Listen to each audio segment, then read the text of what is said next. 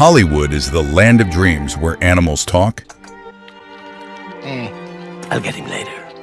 People have superpowers, perfect romances that you've never experienced happen, and songs romanticize our colorless lives. Life could be a dream if I could take you up to paradise above. If you would tell me I'm the only one that you love, life could be a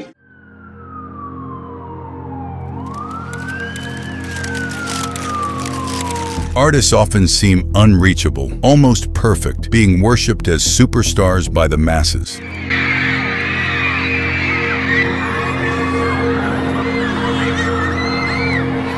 Some preserve this image, rising as icons of inspiration. Others, however, crumble from their pedestal, revealing problematic personalities, scandals, addictions, parties that look more like rituals, and the insatiable pursuit of fame at any cost.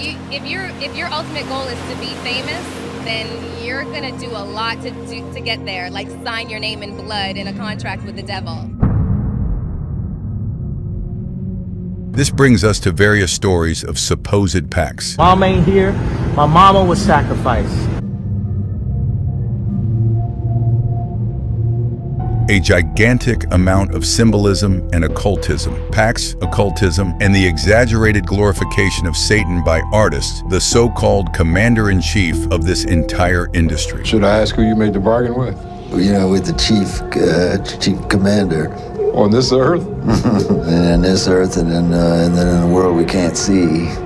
Thank you to Satan for giving me inspiration on how to play this role. He wants to be blamed. I don't want to blame him. I ask him to leave, but he can't. Said it was evil. I know you may think he's smart as Satan. You need faith. You need faith, brother. He's good. He knows your weakness. He knows you before you was existing. You can't talk slick to him. Yeah, but how He gives you all your thoughts probably sometimes. Since the beginning of humanity, this archetype has been present, and the stories suggest that he doesn't lie or deceive in obvious ways. He gives you exactly what you want, exactly the way you always dreamed. But are we ready to pay the price? When you're favored by God, you're also favored by the devil. I sold my soul to the devil. I know it's a crappy deal. You should came with a few toys like a Happy Meal. Well, it goes back to the destiny thing. And I made a bargain with it, you know, a long time ago, and What was your bargain? to get where I am now. Need faith, because you're not smarter than Satan, brother. I swear I wanted to be like the Amy Grant of music. Yeah. But it didn't work out, and so I sold my soul to the devil.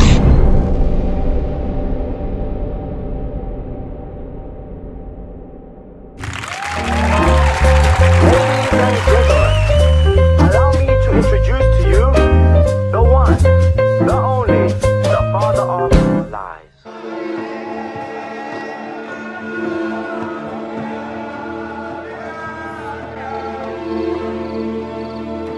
On a dark night in the 16th century, Giuseppe Tartini, one of the greatest violinists the world has ever known, had a dream that would change his life and his music forever. It was in this dream that, according to him, the devil himself appeared, not as a monstrous creature, but as a master of the violin, a being of supernatural ability.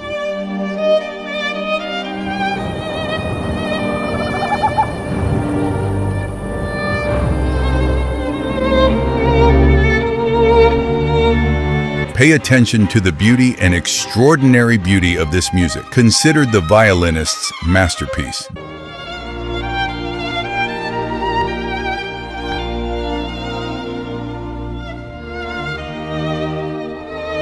Those who understand music say it's of extraordinary complexity, the way the notes flow in perfect harmony. And even for those of us who are lay people in the art of music, it's something splendid.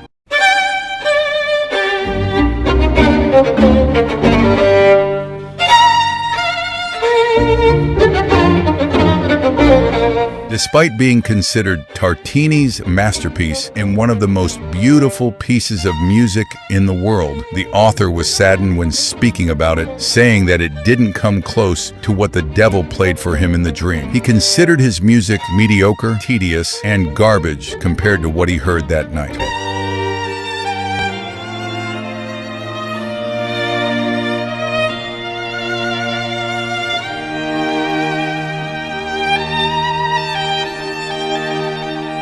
Tartini described how the devil offered him a pact. He would be his servant in exchange for a favor that was never revealed. Then the demon picked up Tartini's violin and began to play. What he heard was music so complex, so extraordinary, that he felt his soul tremble. No one had ever heard anything so beautiful.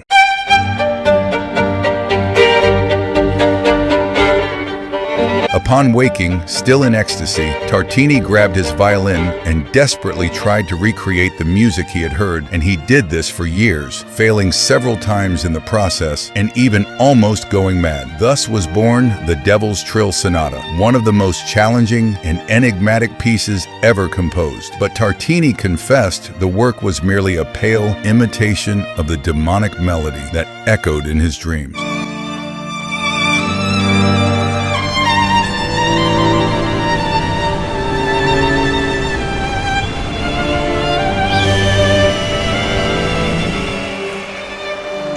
He managed to replicate the chords and tones because he was an extraordinary musician, one of those who could replicate music just by hearing it. However, unfortunately, we will never hear the original version played by Satan himself.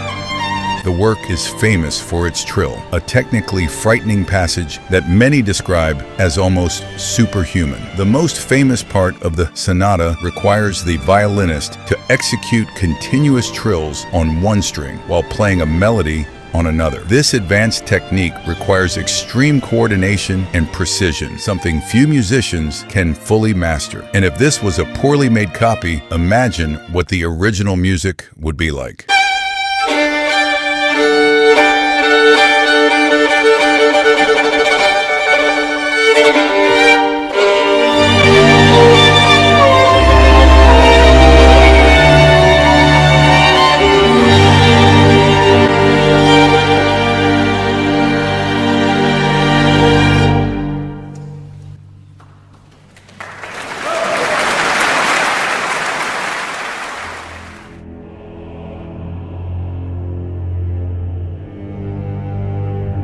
This helps us understand that this creature would be extraordinary compared to a common human. According to stories, it knows you before you're even born, knows creation and its weaknesses better than you yourself do.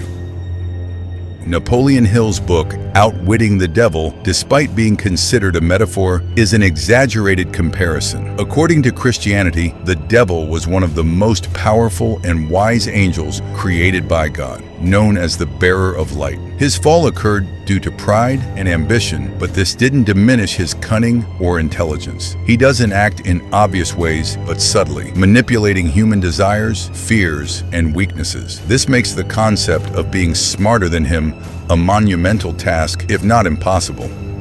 It's important to note that Hill used the devil as a metaphor for the internal challenges people faced, such as fear, doubt, and apathy. However, for those who interpret the devil as a literal figure, the idea of intellectually overcoming him may sound exaggerated or even naive. So comes the crucial question of this video: how would the devil manipulate us and distance people from their true purpose and potential? We are extraordinary beings capable of fantastic feats. However, if he knows our weaknesses, it would be easy for us to be manipulated by him through addictions, feelings like envy, and all your human weaknesses. This entity that controls you in the world is being mentioned in this documentary as the devil, but interpret it however you want, with skepticism or belief in this creature. Even if you're skeptical, I want you to look at this entity as something that really exists, perhaps as an elite that tries to limit us as humans, alienating us and hiding the truth and our true potential from us. I emphasize that I will call it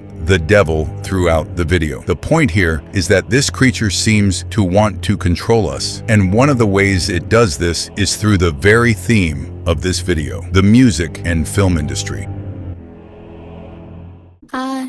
been here since the beginning, know exactly how you work. I know all of your cravings, know what makes you go berserk. Been lying from the start just to make you play a part in my infinite rebellion against the Father God hate.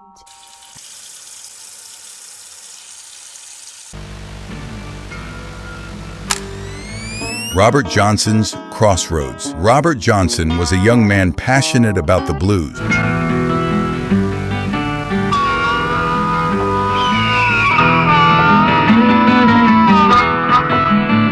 But his initial guitar ability was mediocre. He was born without talent for music, something essential in an era when knowledge was scarce. According to witnesses of the time, he disappeared for a few weeks, and when he returned, his technique had completely transformed. His ability was so supernatural that fellow musicians were amazed at how that mediocre singer became extraordinary in such a short time. According to legend, Johnson went to a crossroads at midnight where he encountered a shadowy figure. The mysterious being tuned his guitar, and upon returning it, sealed his pact. The price, his soul.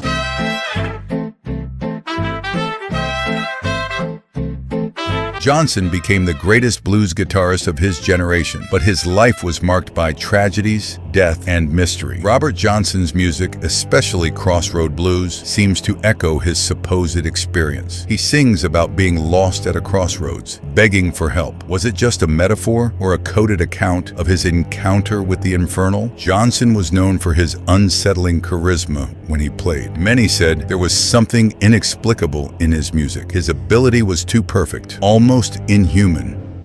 He and the devil was walking side by side.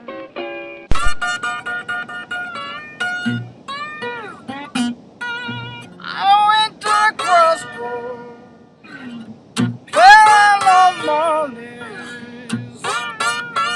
Lord, I'm standing at the crossroads, baby. I believe I'm sinking down.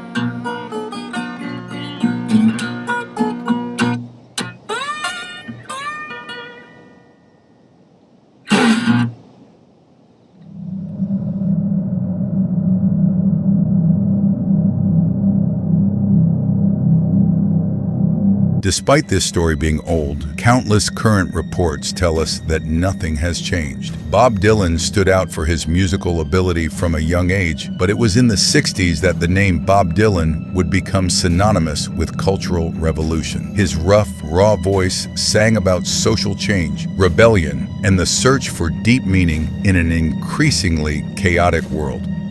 During an interview in 1966, Dylan made a statement that went unnoticed at the time, but over the years would spark a wave of speculation. He publicly stated that he was only where he was because of an agreement with what he called the chief down there, with a sarcastic and somber look. You wrote Blowing in the Wind in 10 minutes, is that right? Probably. Just like that? I don't know how I got to write those songs. What do you mean you don't know how? Well, those early songs were like almost magically written. Darkness at the break of noon, shadows even the silver spoon, a handmade blade, a child's balloon. Try to sit down and write something like that.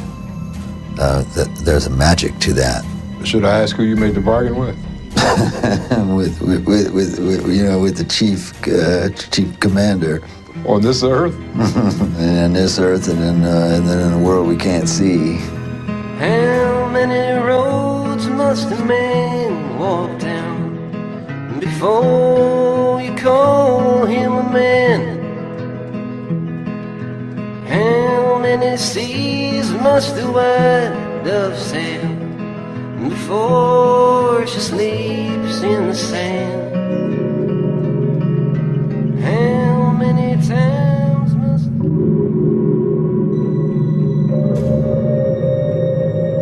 Katy Perry, in an interview in 2013, also tells a story similar to Bob's, but openly states that she sold her soul. Yeah, I mean, I released a gospel record when I was 15 because I grew up in, a household where all I ever did was listen to gospel music, and my parents are both traveling ministers, and so I kind of sang about, what was going on in my life at 15, and That's how I got introduced to the music industry. I swear I wanted to be like the Amy Grant of music. Yeah. But it didn't work out, and so I sold my soul to the devil.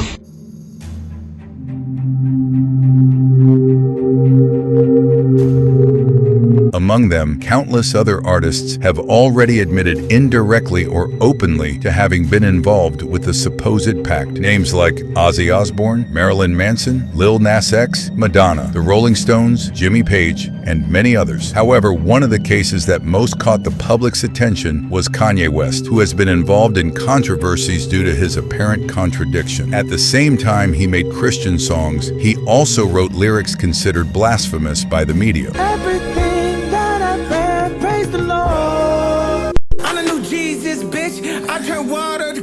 Despite this, Kanye always showed himself willing to reveal how dirty this industry is and how the devil is completely infiltrated in it, and even made some shocking statements. Nobody is God.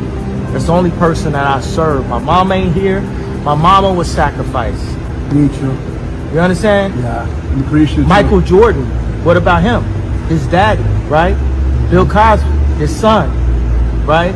Dr. Dre, his son. You know, out in Hollywood, a lot of people come up missing.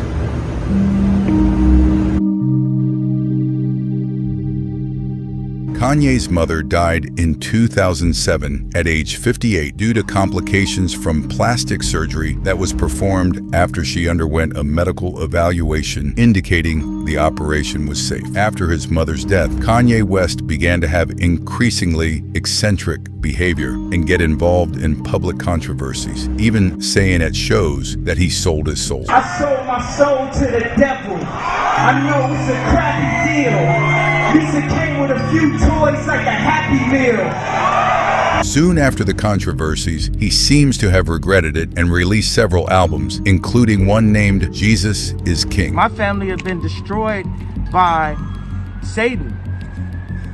Period. You know, we want to pinpoint human beings, but it's time for us to love.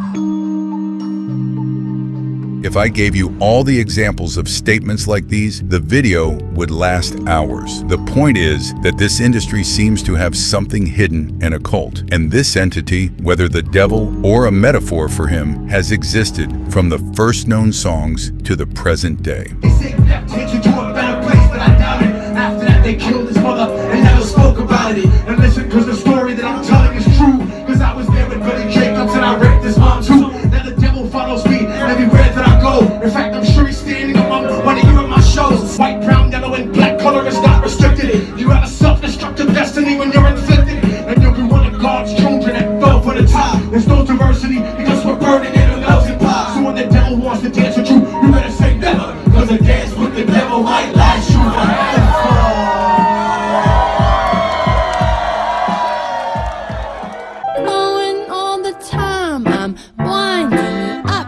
My perfect little puppet, you're my favorite robot. Welcome to the show, but I'm watching you, and all of hell is with me too, helping me make my life look true. Most of these references are made as an ironic representation of these legends. Since the early days of cinema, Hollywood has been associated with figures and stories that defy morality and question the supernatural. Many of these symbols go unnoticed, as if everything was done not to be noticed. Something subliminal, but that has always been there, regardless of whether that media is for adults or children. The normality of symbols that refer to Christianity has been increasing over the years. Many say this is done to shock traditional values that limit human freedom and the so-called prejudice of religious people. Others say it's a normalization of Satanism and that these artists are just puppets of something much bigger. If your ultimate goal is to be famous, then you're gonna do a lot to get there, like sign your name in blood in a contract with the devil. Billie Eilish, in one of her videos, falls from the sky, representing Lucifer's Lucifer is lonely. Fall on the Beatles album cover. They are surrounded by a series of famous figures, including Aleister Crowley, one of the world's most famous occultists, Anita singing perverse songs on top of a church, the word Satan appearing for a few seconds in The Weeknd show Inferno. Symbolism in music videos, representing defaced religious figures. Madonna and her show in Rio de Janeiro, which preceded a great tragedy in Rio Grande do Sul. These are just some examples of this occultism. In Brisbane last year. Hail Satan. Recent outages have shown. Many say that some artists choose to use these symbols for marketing and to shock conservatives. However, the existence of these symbols is irrefutable, given that some shows have even been called open-air rituals. On November 5th, 2021, Travis Scott was performing at the Astro World album show in Houston, Texas. Everybody put a middle finger up to the sky, because my boy ready to rage. My boy wanna rage. The show had a heavy energy, seeming like a representation of hell, and with a large amount of occultism. The stage clearly references the all-seeing eye. The entrance to the show is Travis's head, as if it were a gate, very similar to images depicting the entrance to hell.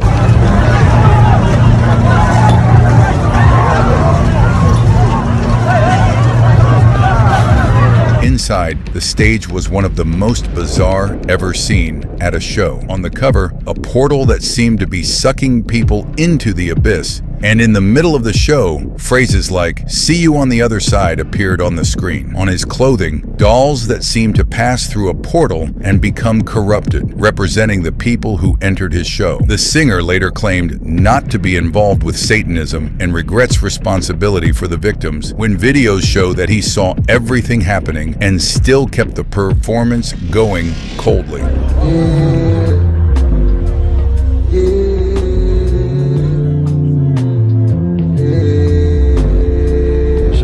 Like a concert from hell. I was literally praying and I was like, please get me out of here. Like, this is not how I want to go, please.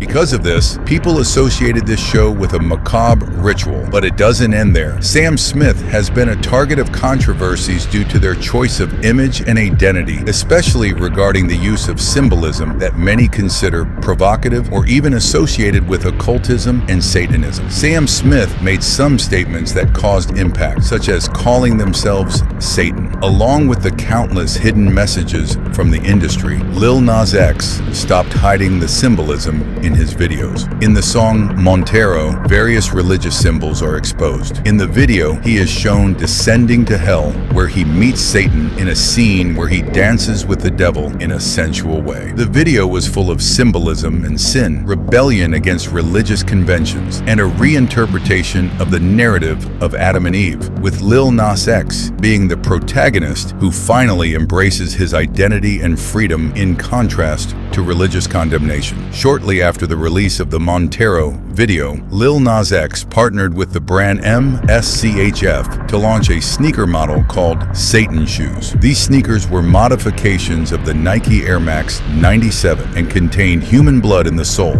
They were stamped with the number 666, the number of the beast, a biblical reference associated with Satan. Is this a way to shock religious people, or a confirmation that Satan is present in the industry? The interpretation is all yours. Money, that's the root of all evil, they say. So I attach your self-worth to the salary you're paid. Be a slave to your property, your jewelry, your cars and things. Advertise that lie up on the TV, so you want that bling. Selling bit by bit the little pieces of your soul, climbing up the ladder of economic control. Oh, the greed of man makes it so easy to pervert the Father's plan. Or I'll tell you.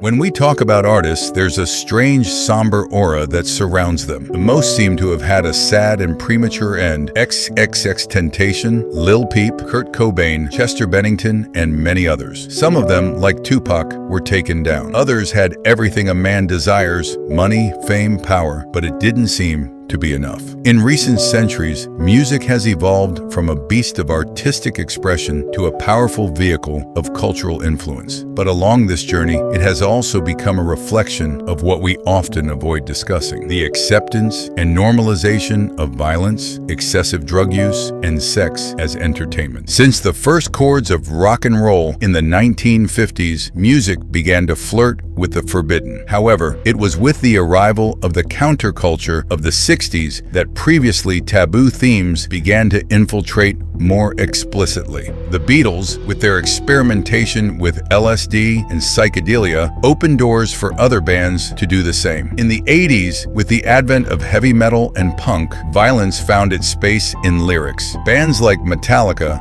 and Slayer not only explored dark themes, but created anthems that celebrated chaos and even references to the occult. Then comes hip-hop. Born in the streets, rap became a raw and direct way of narrating everyday violence. Artists like Tupac and Notorious B.I.G. brought to the mainstream stories of gangs, murders, and a life full of excess. Critics said they glorified violence, but for many, these lyrics were the only voice of a reality no one else wanted to hear. Sid Vicious, bassist of the punk band Sex Pistols, known for his destructive behavior and heavy drug abuse, became an icon of the punk movement in the 1970s. His carefree, rebellious attitude and his heroin dependence were romanticized by many young people who saw him as a symbol of freedom and rebellion. All the vanity of self-idolatry, I never let you see that it breeds hedonism. Woo! And it's the anthem of this generation. Come on, drink it, snort it, smoke it, swallow it, chew on my illusion of freedom till you vomit it. And still I don't. But the controversy doesn't stop there. Some theorists suggest that the global tuning standard at 440 Hz, adopted as the universal standard, is not natural to the human body. They argue that tuning at 432 Hz, for example, would be more aligned with nature, the balance of the universe, and even psychological well-being. However, the 440 Hz standard seems to prevail, raising questions about its real intention. Is it merely a musical convention or something more? Cultural manipulation. So we enter the most delicate question: cultural manipulation. Frequencies that calm or excite, lyrics that exalt violence or lust. The cultural acceptance of behavior previously seen as taboo was not just a change in values, but also a change induced by the almost hypnotic powers of melodies. According to research, the idea that music influences people is almost irrefutable, making the puzzle solve itself. The devil, or the music industry as you want to call it, are masters of deception and don't appear as monstrous figures, but hide in catchy melodies, seductive verses, and grandiose spectacles that manipulate the population and make them forget their real purpose. As long as people have cold beer and cable television, they won't think much about what's happening in the world. Conclusion: call this entity the devil or whatever you want, but the truth is that this creature has always been present in your life, manipulating you, making you forget who you really are, making you idolize people, fight with family members over lost ideologies, ending your health so that your soul is taken before repentance. Artists and influencers making you think only of yourself, forgetting about others, and the normalization of addictions, self-idolatry. If the devil really acts through art, he doesn't appear as a frightening figure. He emerges in the whispers of a contract, in the seductive glow of fame, and in the promise of eternity, offering perhaps everything we've always